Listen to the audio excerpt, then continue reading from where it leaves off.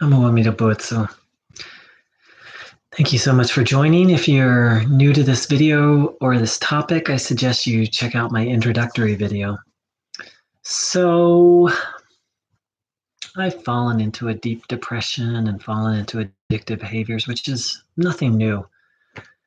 It's been pretty deep challenge for the last couple of years. And, I've realized I was kind of hoping that Shinjin, or this path, would heal that or remove that. And it very well may, or very well may lessen it. And in the short term, that's not necessarily the most realistic expectation. So,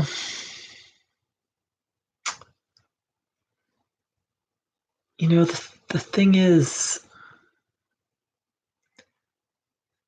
amidst all this, and it's a pretty deep low. I've sunk pretty low over the last couple of days. I do have to admit that I feel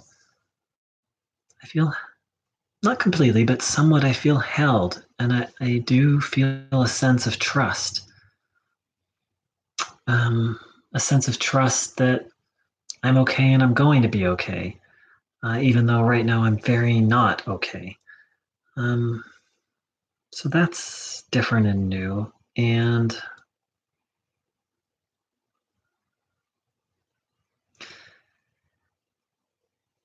today I went and did some volunteer work where I used to, and it's really simple and really satisfying. And I feel like it's been a big theme since I've been exploring this, is getting simple.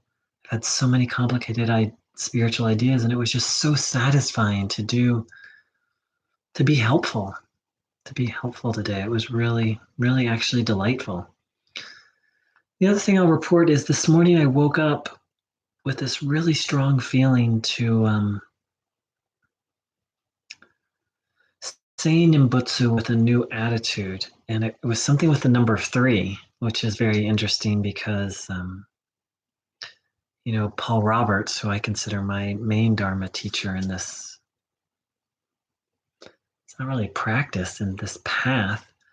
He talks about the 3 pillars of Shin Buddhism, and I often think of the first 3 steps of the 12 steps and how related they are. The 12 steps are powerlessness, in this case, powerlessness to overcome addictive behaviors, faith, and then surrender or entrusting. So again, humility, faith, and entrusting. Whereas as Paul Roberts presents it, it's, the first pillar is recognizing our goal of Buddhahood, and then recognizing our powerlessness, and then recognizing, cultivating faith and entrusting with to Amitabha. So very related, not exactly the same, but the same concepts, just sort of the same kind of ideas, arranged slightly differently. So I've just been really thinking on those today, and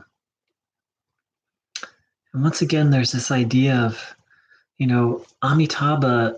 It's it's said that he clears the channels of faith, that he leads to Shinjin, that turning to him and entrusting to him. So given that I'm currently very beyond messy, borderline dysfunctional, and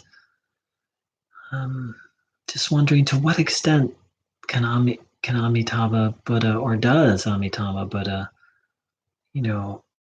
help in day-to-day life? So it's just a question I'm being with.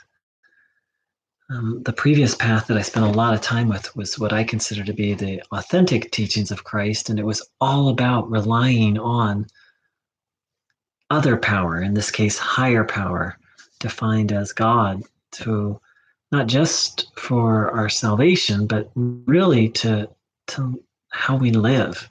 And it's interesting, when I was on that path, I was just focused on receiving help for this life.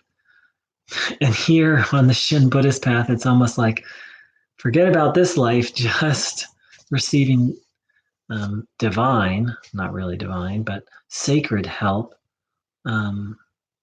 for our next life.